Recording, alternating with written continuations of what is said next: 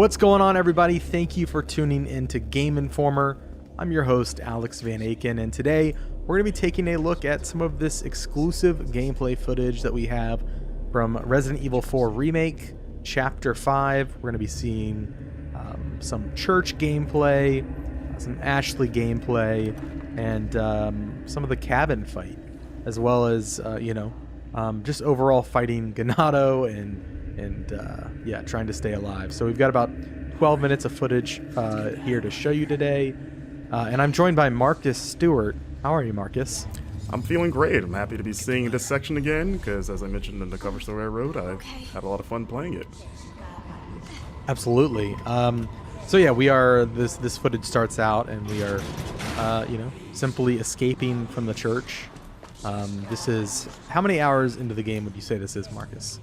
Yeah, it's hard to say because we don't know how long the other chapters are. It's got to be at least probably like 3-ish hours, I would guess.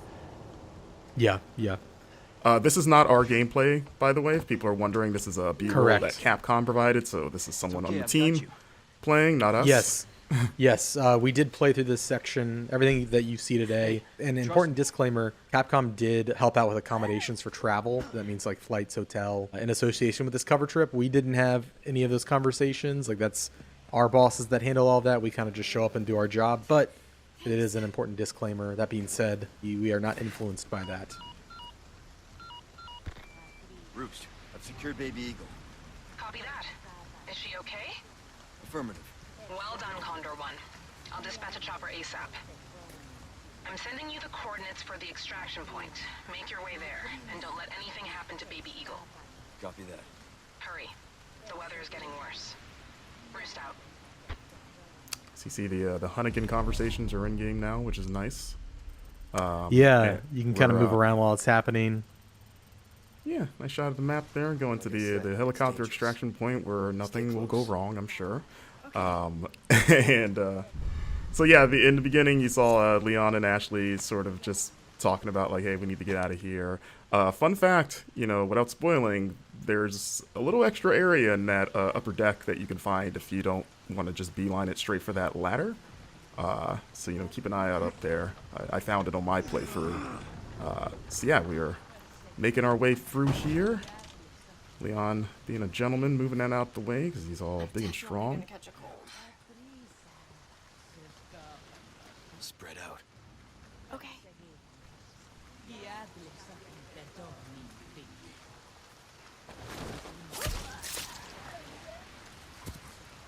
Come on. Okay. And yeah, this part was pretty fun to get through. I tried to get through it stealthily the first couple times.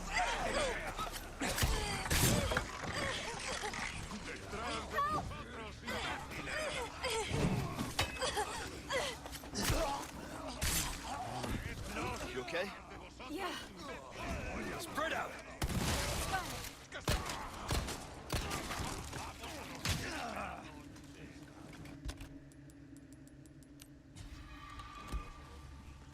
So you're gonna notice there's gonna be a few jumps in the clips here. Again, that's a Capcom thing, so this isn't going to be a straight run through of the chapter. It's gonna jump around at points, but as you can see, the flash grenade's still very effective against those tentacle transformed Ganado.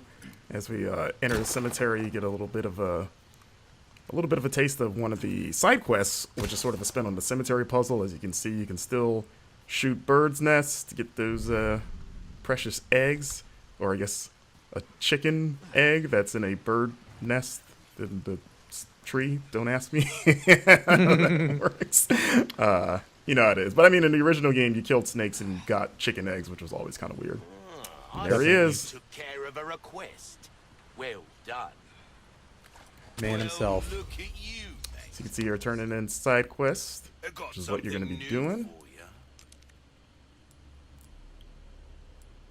One has to wonder how he moves with all that heavy equipment in that coat. Must be pretty strong. It's kind of like a Dragon Ball, like Piccolo weighted training gear. He's probably pretty strong. But I was thinking he's just like into CrossFit. we we don't know. He's a mysterious figure. As you see, we're upgrading our equipment here. You can upgrade knives now, as mentioned in the cover story, which is nice, which you're going to be needing because they have limited durability. And you're going to be using it quite a bit for the new parry mechanic, which I enjoy. And you can see there's another side quest right there. You're going to want to keep an eye out in the environment for those blue flyers. Oh, so there's the Wild Doll quest. That was one of the more involved quests that we saw so far. Absolutely. We need to keep moving. And you won't see the solution in this footage, but you will see sort of what's on the other end of this side quest for you. Yeah. The dog is hard to find. We are going to show the dog, but the way to find the dog will be, I guess, a little bit of a mystery. And also important to note, we turned left when we left that door. There's another path behind us if we were to turn right out of that door that goes into an underground tunnel that like takes you up through a well in the village. So there's a lot of paths available. Yeah, like when we both came through here, we just assumed just the way the camera's framed. We're like, okay, it's the only way to go. But yeah, one of the producers pulled us aside and was like, hey, check this out. And we were like, oh, okay. Not bad, right? Here we go. We've got the village at night. The lady thought she could take a pitchfork to Leon. Didn't work out for her. And this is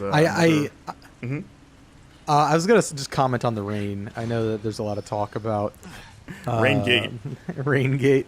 I do agree. I think it can be tuned down a little bit.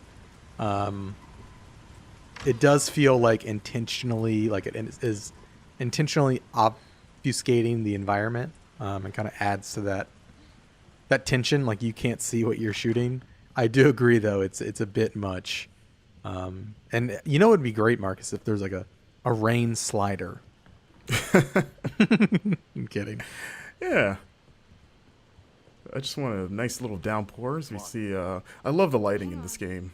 You know, like it just the bloom on the flashlight and just how dark everything is. Like it just makes especially like interiors like this. If we lift Ashley up to do her thing, get Leon up there.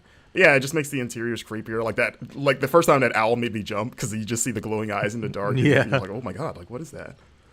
I will say there were a couple times when I was playing the demo where I was kind of in a very dark environment and Leon wasn't pulling up his flashlight, which is kind of frustrating. So I'm just kind of like clambering around in the dark. It was mostly like outdoor. Oh, there he is, the dog. Look at that thing. It's got like weird. It looks like a scorpion tail. Now that I'm looking at it again. So yeah, Capcom also pointed out, for those wondering, that this dog is not the dog that Leon can rescue in the original game, because, you know, in this game he's presumably dead. So, you know, at the time we kind of were like, oh, maybe this is the dog, but they were very clear to point out, like, nope, different dog. And you're like, okay. But yeah, that dog fight is pretty hard. They also wouldn't definitively answer if it was the same dog in this game as in the old game. In terms of the one that's dead at the beginning of the game, they're like, maybe it's not the same dog, and it's like, okay. So you see a blue medallion up there as Leon takes it out. So you see it's 1 of 5. So I asked Capcom about that because in the original game it was kind of like 15 in the same area, and they said that that side quest reappears in different parts of the map. So you're going to be shooting. It sounds like you're going to be shooting medallions outside of just like the village area. And they just sort of like divided them into like batches of 5.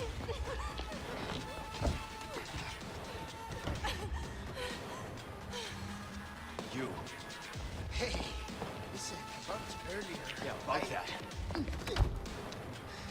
Hey, I see you found your missing senorita. Senorita has a name, Miss Ashley. You are? Who are you? What are you doing here? Very good questions, unfortunately. Hide, now. Your family has dragons. A lot of that village before the bridge that we ran over that you can you know, fight through and explore. Like there's a lot that they didn't show in this footage. It's where, at least during our playthrough, the brute first appears, the cow-headed enemy. Right. In that area just before the bridge that we crossed.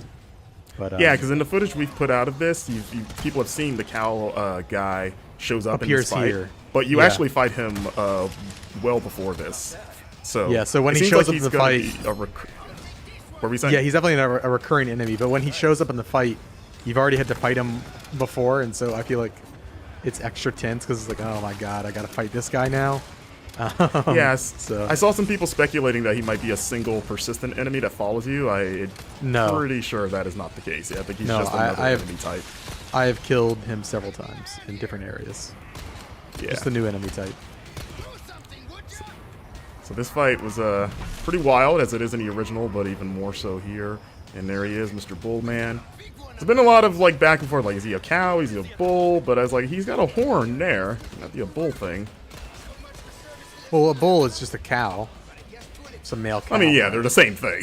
But you know, like bulls have horns. Okay, You know. that's fair. That's fair.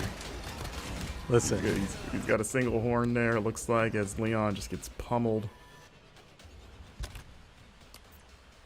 and yeah, that's the end of you know, the action gameplay we've got to show off. This is a look at putting gems inside of treasures to increase their value. Of course, if you different combinations of gems net you different bonuses. There are now customized cases that have different bonuses. So like the black case has an increased drop rate for L resources. Yeah. And you can pick up charms as well, with a little chicken charm. The charms and the cases, they give you little passive bonuses. Yeah. And you can do that stuff in the typewriter menu, as you saw. So you can't do that all the time, just when you reach those save